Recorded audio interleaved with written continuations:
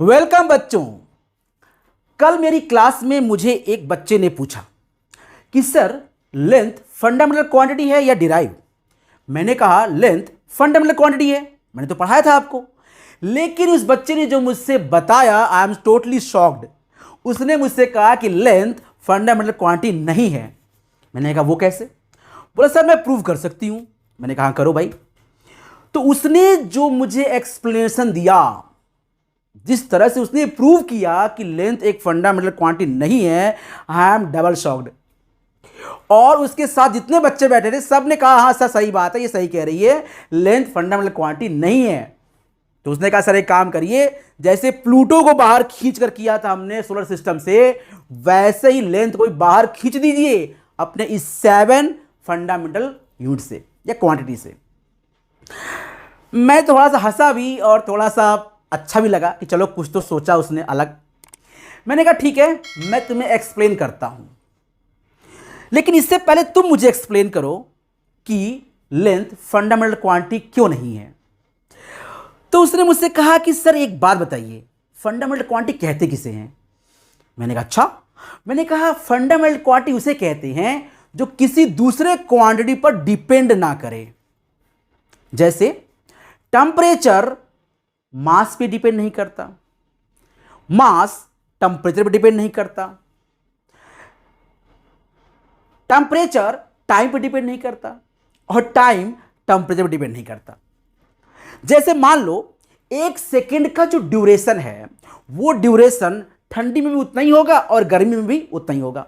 किसी भी टेंपरेचर पर 1 सेकेंड की जो वैल्यू है, जो ड्यूरेशन है, वो चेंज नहीं होने वाली। इसका मतलब टाइम भी एक फंडामेंटल क्वांटिटी है और टेंपरेचर भी एक फंडामेंटल क्वांटिटी है। लेकिन उस बच्चे ने मुझे बताया कि सर लेंथ फंडामेंटल क्वांटिटी नहीं है, और उसका एक्सप्लेनेशन उसने जो दिया है वो आप सुनो। उसने मुझसे कहा कि सर अगर आप 1 मीटर लेंथ का एक स्केल ले लीजिए जिसका लेंथ ही 1 मीटर हो और वो मेटल का हो। मैंने कहा ठीक है भाई, ले लिया मैंने लोहे का 1 मीटर का स्केल। बोला सर इसे नापिए और कोई कागज हो, कपड़ा हो, कोई भी इसे नाप कर फाड़ लीजिए। मैंने कहा ठीक है, मैंने फाड़ लिया। बोला सर एक काम करिए, इस स्केल को थोड़ा गर्म करिए। भाई मेटल की स्केल थी, मैंने गर्म किया और स्केल थोड़ी बढ़ गई। बोला सर अब नापिए, कपड़ा छोटा है कि बड़ा? मैंने कहा हाँ कपड़ा तो छोटा हो गया। तो उसने कहा देखिए सर, जब टेंपरेचर कम था तो 1 मीटर लेंथ कम थी, और टेंपरेचर बढ़ गई तो लेंथ बढ़ गई। इसका मतलब टेंपरेचर फंडामेंटल क्वांटिटी नहीं है। मैंने कहा अरे वाह, आई एम ट्रिपल शॉक्ड। तो आज का टॉपिक यही है बच्चों कि लेंथ फंडामेंटल क्वांटिटी है या नहीं है, क्योंकि टेंपरेचर पर डिपेंड कर रही है। ऐसा मैं नहीं कह रहा हूं, ऐसा उस बच्चे ने बोला।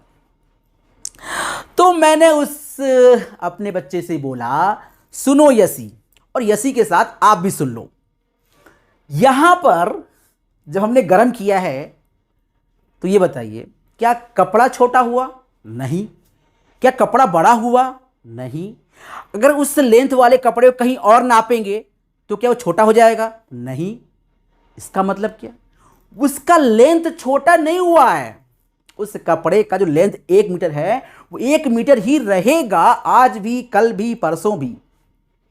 लेकिन ये जो मेटल है ना, वो एक्सपैंड हुआ है, जिससे आपने मेजर किया है उसको, वो मेजरमेंट इक्विपमेंट जो है वो एक्सपेंड किया है due the property of expansion. Heat की वजह से ये जो मेटल है वो एक्सपैंड कर गया। लेंथ नहीं बढ़ा, लेंथ नहीं घटा, केवल आपका इंस्ट्रूमेंट बढ़ गया। मतलब समझ आई आपको? मतलब सीधा सा मतलब है कि टेंपरेचर पर इस मेटल की प्रॉपर्टी डिपेंड कर रही है, एक्सपेंशन डिपेंड कर रहा है, ना कि लेंथ। लेंथ टेंपरेचर पर डिपेंड नहीं कर रहा है। उसने कहा जरा थोड़ा सा एक्सप्लेन करिए अच्छे से, थोड़ा समझ कम आ रहा है। मैंने कहा अच्छी बात है, देखो। मैंने कहा एक बात बताओ बेटा, आपने सुना होगा कि लाइट की स्पीड है 3 × 10⁸ मीटर पर सेकेंड, ठीक है? इसका मतलब यह है कि लाइट, मैं यहां लिखता हूं पहले, लाइट की जो स्पीड होती है, स्पीड आप कहोगे सर लाइट की स्पीड 3 × 10⁸ मीटर पर सेकेंड होती है। ठीक है, इसका मतलब यह हुआ कि लाइट 3 × 10⁸ मीटर डिस्टेंस कवर करने में 1 सेकेंड लेती है। हां सर बिल्कुल सही है, मीटर डिस्टेंस कवर करने में 1 सेकेंड लेती है। सही बात है। तो अगर 1 मीटर डिस्टेंस कवर करना होगा तो कितना समय लगेगा? आप कहोगे सर 1 मीटर के लिए तो मुझे लग रहा है 1/3 × 10⁸ मीटर नहीं, सेकेंड समय लगेगा। इसका मतलब हुआ कि 1 सेकेंड के इतने भाग में जो डिस्टेंस लाइट कवर करती है वो है मीटर, वो है 1 मीटर। इसका मतलब यह है कि लाइट जो डिस्टेंस कवर करती है इतने सेकेंड में, यानी 1/3 × 10⁸ सेकेंड में, उसे कहते हैं मीटर। तो इसका मतलब क्या हुआ? इसका मतलब यह हुआ कि लाइट की जो स्पीड है वो तो टेंपरेचर पर डिपेंड नहीं करती। क्यों? क्योंकि लाइट की वेवलेंथ टेंपरेचर पर डिपेंड नहीं करती। लाइट की वेवलेंथ, फ्रीक्वेंसी या फिर लाइट की वेलोसिटी, ये सब टेंपरेचर पर डिपेंड नहीं करती, चाहे सन हो या मून या कैंडल या बल्ब, कुछ भी हो। तो जब लाइट की स्पीड डिपेंड नहीं करती टेंपरेचर पे और टाइम डिपेंड नहीं करता टेंपरेचर पर, तो लेंथ कैसे कर सकता है? लेंथ तो वही डिस्टेंस है ना जो लाइट ने कवर किया है, आपने नहीं। आपने जो अपने स्केल से नापा है उससे हम 1 मीटर नहीं कह रहे, वो आपकी प्रॉब्लम है। लाइट ने जो डिस्टेंस कवर किया है इतने सेकंड में, उसे कह रहे हैं 1 मीटर। और लाइट टेंपरेचर से ताल्लुक नहीं रखती।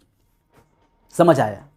ठीक ऐसा ही एक चलते चलते और एक सवाल आया कि सर मास, क्या मास फिजिकल क्वांटिटी है, मतलब सॉरी फंडामेंटल क्वांटिटी है? क्योंकि आप कहते हो कि जब स्पीड बढ़ाओगे तो मास बढ़ जाएगा। जब आप लाइट की स्पीड से जाओगे तो आपका मास बहुत बहुत बहुत ज्यादा हो जाएगा। मतलब मास भी डिपेंड कर रहा है टेंपरेचर पर, सॉरी वेलोसिटी पर, स्पीड ऑफ लाइट पर। तो फिर हमने कहा बेटा जो मास होता है ना, जो मास कहा जाता है कि मास एक फंडामेंटल क्वांटिटी है या डिराइव, वो रेस्ट मास होता है। रेस्ट मास, ध्यान दो, रेस्ट मास। जब बॉडी रुकी हुई होती है, स्टैटिक, उस समय जो मास होता है उसे कहते हैं रेस्ट मास। और ये मास स्पीड पे डिपेंड नहीं करती, टेंपरेचर पे डिपेंड नहीं करती। भाई टेंपरेचर चाहे ज़्यादा हो या कम, वेलोसिटी चाहे ज़्यादा हो या कम, डजंट मैटर। तो बच्चों क्या सीखा आपने? आपने सीखा कि लेंथ टेंपरेचर पर डिपेंड नहीं करती, आपका इंस्ट्रूमेंट टेंपरेचर पर डिपेंड कर रहा है, लेंथ नहीं। इसीलिए लेंथ एक फंडामेंटल क्वांटिटी है। और मास भी, जो रेस्ट मास है वो रेस्ट पे है, तो वो स्पीड पर डिपेंड करेगा ही नहीं कि बॉडी रुकी हुई है। तो मास भी एक फंडामेंटल क्वांटिटी है। ठीक है?